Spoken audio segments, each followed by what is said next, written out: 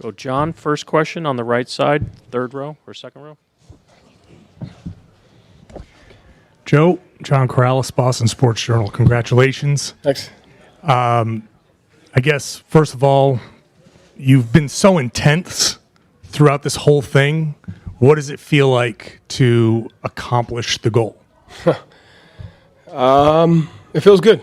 I think the most important thing, something that's really been going through my mind throughout this process is you can't lose sight of the people that came before us. And I want to make sure every person that's worked for the Celtics, that's played for the Celtics, that didn't win, knows that their work and what they've done hasn't gone unnoticed or it doesn't play a part in where we're at today. It can be so easy when you work for this organization and you don't win that the work that people put in just gets brushed over or gets ignored. And when I first got here, the staff, Brad's coaching, the staff that they had, the foundation that they built with these guys when they were young, the foundation of what we have is one of the reasons why we're here today. And so I think that's one of the first things that came to mind was just because we won this doesn't mean what the people have done before us isn't just as important.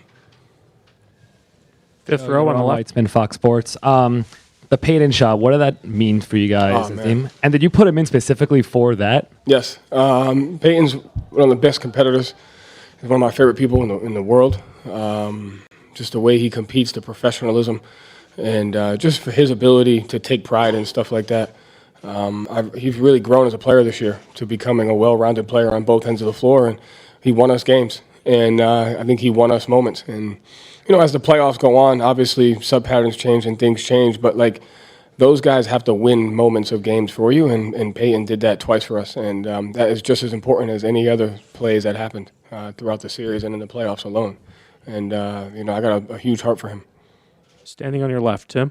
Joe, so much of what you believe in is sort of sticking with what you guys do and consistently doing it over and over again. What has it meant to you to see your group do that throughout the course of the season and come back from the way last year ended and cap it off the way you guys have tonight? Yeah, it really starts with them. You can't have a philosophy or a way of playing if you don't have a group of guys that are willing to buy into it and willing to be disciplined for it. And quite honestly, this group of guys has been through so much in the league, they know what it takes. And so it's more about that. When you have a group of guys that have an understanding of what it takes, using the experiences that you've been through, and that to me is more than anything. So it was a joy watching the guys just grow as a team throughout the year, but also really work at it. There's a group of guys in that locker room that decided they wanted to win on day one, and they worked at it every single day. And so credit to them. And what did it mean to you guys to have Kristaps fight to get on the court the way he did and give you guys the minutes he was able to? That was awesome. It's a huge credit to him. Like I said, I know he's been in and out in the playoffs, but he's worked his ass off trying to get into play as much as he could. And it just says about the team. Everyone's going to do whatever it takes to win. And even though he wasn't 100%, he said he wanted to play, and he knew he could give us something. And I thought the minutes that he gave us were valuable. So it just speaks to who he is, and it speaks to the locker room. We're going to go Jay, fourth row on the right.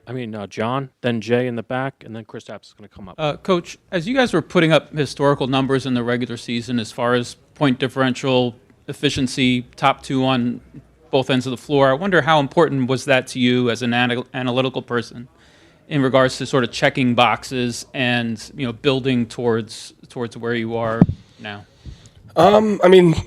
Those were actual numbers. We live in an expected world, so we didn't pay much attention to the actual numbers. But to me, it was just paying attention more to the process of what we were doing.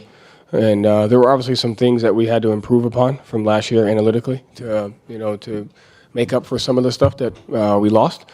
And the guys bought into that. So to me, it was just more of the process, to making sure we're playing the right way, making sure we're attacking the game analytically in the right way, but also having the open-mindedness and the discipline to kind of do some of the other stuff. So I thought it was a good balance. Jay, standing in the back left. You got the job under pretty crazy circumstances last season. You faced criticism. You had calls for your job even at times last year. So how have these two seasons challenged you? How have they changed you, and how have they rewarded you? I feel like it's going to be like that for the rest of my career, as it should be. I think just having an understanding that praise and criticism are both just as dangerous if you don't handle them well. And I think we talked about that as a team this year. Winning is just as dangerous as losing if you don't handle it well. And I think our guys handled winning the right way by, whether we won or lost, we just moved on to the next game. So, and it's Boston. Like, we wouldn't want it any other way. And I think the ownership and the responsibility to give back to the franchise, give back to the city, give back to it, that's just part of it. And so I think, but you need it. Like, you need that. You need criticism.